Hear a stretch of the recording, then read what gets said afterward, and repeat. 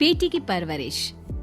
जिंदगी किसी को किस मोड़ तक ला सकती है। एक दिन कविता अपने पति से कहती है, कौन है ये बच्ची, बताते क्यों नहीं, क्यों लेकर आए हो इसे यहाँ? कविता, ये मेरी बच्ची है। माँ पापा मेरी शादी शिवानी से करने के लिए मान नहीं रहे थे, लेकिन मैं उससे बहुत प्यार करता था। अब वो इस दुनिया में नहीं है, लेकिन सन्निका की जिम्मेदारी मेरी है। इसे मैं अपने पास ही रखूंगा। कविता ये देखकर सुनकर सन्न रह जाती है। कैसी बात कर रहे हैं आप? लोग क्या कहेंगे? मैं कैसे इस बच्चे के साथ जीवन चलाऊंगी? देखिए, इसे देखकर मुझे टेंशन हो रही है। आप इसे ले जाइए यहाँ से। मेरी भी तो बेटी है, मैं उसका हक कैसे मार दूं? दिनेश कविता को किसी तरह समझा लेता है। देखो सन्निका, ये आज से तुम्हारी माँ है, इन्हें तुम्हें माँ कहना है। कविता को तो सन्निका को देखना भी गवारा नहीं है, फिर वो उसकी माँ कैसे बन पाती? और शायद दिनेश भी ये हकीकत जानता था। कुछ साल बाद देखिए, अब राधिका बड़ी हो गई है, उसके लिए किसी अच्छे घर का रिश्ता देखिए ना। शादी तो करवानी है ना? हाँ, लेकिन सन्निका उससे बड़ी है, पहले तो उसकी शादी तय करेंगे ना। जमाना जानता है कि वो एक नाजायज लड़की है, कोई उससे शादी क्यों करेगा? वैसे भी आता है क्या उसे, जो कोई उसे अपने घर की बहू बनाएगा? तभी वहाँ सन्निका आ जाती है। पापा, मुझे स्कॉलरशिप मिल गई है, आगे का सारा खर्चा यूनिवर्सिटी वाले उठाएंगे। मैं कल ही वहाँ हॉस्टल में शिफ्ट हो रही हूँ। लो, सुना दिया ना फैसला। अरे अब क्यों शिफ्ट हो रही हो? पहले ही हो जाती शिफ्ट। दुनिया में यूं कालिक तो ना होती हमारी। क्या यार कविता, एक तो खुशी की बात है कि लड़की को कुछ आगे बढ़ने पढ़ने का मौका मिल रहा है, लेकिन नहीं, तुमको तो केवल ताना मारना ही आता है। जाकर देखो शिवानी क्या कर रही है। अरे हाँ, मैं शिवानी को दूध देना भूल गई, वो कैसे उठेगी? कविता को ये सुनकर गुस्सा आ जाता है। हाँ, अपनी किताबों से फुर्सत मिले तब ना। मेरी बेटी ना कुछ खाए ना कुछ पिए, यही तो चाहती हो तुम। सन्निका, जिसने कभी कविता से बात ही नहीं की थी, क्योंकि वो उसे हमेशा कोसती, वो वहाँ से बिना कुछ कहे निकल जाती है। खाना तो पूरा बन गया, अब जाकर आराम से पैकिंग करती हूँ, कल वक्त से निकल जाऊंगी। देखिए जी, वैसे तो ये लड़की मुझे एक आंख पसंद नहीं, अपने कमरे में पैकिंग कर रही है। अरे मुझसे तो कभी बात भी नहीं करती। आप साफ साफ बोल दीजिए उसे कि घर से जाएगी तो सारा काम कौन करेगा? उसकी माँ।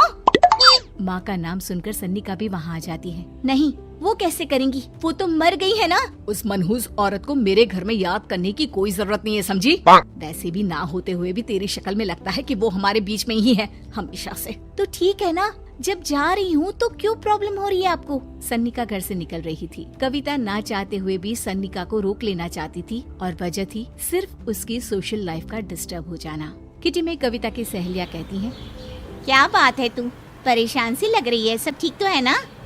क्या हुआ, उस सन्निका ने फिर कोई तमाशा किया क्या? अरे नहीं, चली गई, वो तो ऑक्सफोर्ड की कोई NGO है, उसकी स्कॉलरशिप मिली है। मेरा भाई बता रहा था कि उसका तो फ्यूचर ब्राइट है। अरे चल ना, तुझे क्या, तेरा तो पीछा छूटा उससे। अरे कैसे क्या नहीं, घर का सारा काम करती थी। इसकी छोटी बेटी को भी तो उसी ने संभाला था, याद है? उसकी छोटी बेटी का जो केस हुआ था, वो भी अपने सर ले लिया था। हाँ, तो बदले में सारा खर्चा भी तो हम लोग ही उठा रहे थे ना। और पता है, वो मुझसे बात भी नहीं करती, जैसे पता नहीं मैं ही उसके माँ के मरने के लिए जिम्मेदार हूँ। अरे खुद को क्यों दोष दे रही है? तूने जो किया शायद कोई नहीं करता। कविता को समझ में नहीं आ रहा था कि उसके साथ ऊपर वाले ने ऐसा क्यों किया। वो शाम को घर आती है।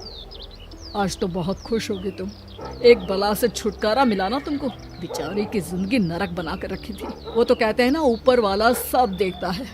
देखो, चुन लिया उसने अपना रास्ता। कविता का मन तो करता है कि वो पति को सब कुछ सुना दे, लेकिन सामने सास खड़ी होती है। ये तो है, बेचारे को खाना बनाने से लेकर घर के सारे काम करने पड़ते थे। बाहर का भी कोई काम होता तो वही देखती। अब देखते हैं घर का काम कैसे होता है। तभी कविता की बेटी उसके लिए चाय लेकर आ जाती है। लो माँ चाय। कैसी रही किट्टी? अच्छी थी बेटा, खाने में कुछ बनाया है क्या? हाँ, सन्निका दीदी जैसी ही सब्जी बना दी है, आप रोटी बना लो। और हाँ, कल मैं चली जाऊंगी इलेक्ट्रिक बिल और राशन लाने के लिए। अच्छा, पैसे मैं दे दूंगी।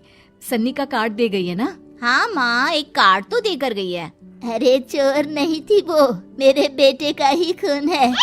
पता नहीं कितना घमंड भरा है इसमें। अरे छोड़ो ना माँ, जिसको जो बनना था वो बन ही जाएगा। अच्छा माँ, कल चलना है उसके कॉलेज में, सभी पेरेंट्स को बुलाया गया है। अब कविता तो जाने से रही, तो हम ही साथ चलते हैं। हाँ बेटा, उस बिन माँ की बेटी का है ही कौन।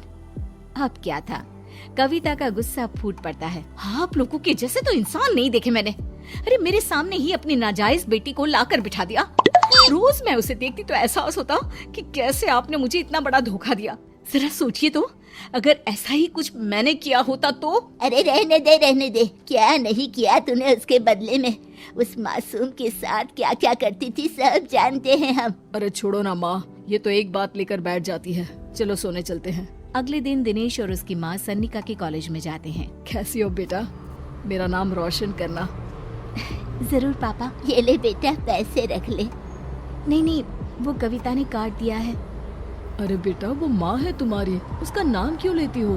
अरे हटाओ भी, किया ही क्या है उसने इसके लिए, क्यों माँ बोले। तभी वहाँ सन्निका की टीचर आ जाती है। सन्निका की माँ नहीं आई? जी नहीं, वो घर में बेटी है ना, सबका एक साथ आना तो मुमकिन नहीं था। तो उन्हें भेज देते, हम सभी उनसे मिलना चाहते हैं। मानना पड़ेगा, बहुत अच्छी तरह से पाला है उन्होंने अपनी बेटी को। क्या घर का काम, क्या बाहर का, कॉन्फिडेंस तो कूट कूट कर भरा है। पैसे रुपये के लिए भी इसे किसी का मुंह नहीं देखना पड़ता। स्कूली शिक्षा भी लाजवाब है। पिता और दादी को एहसास होता है कि जिस कविता के पालन पोषण पर उन्हें हमेशा से शक रहा, वो सन्निका के भविष्य के लिए किसी वरदान जैसा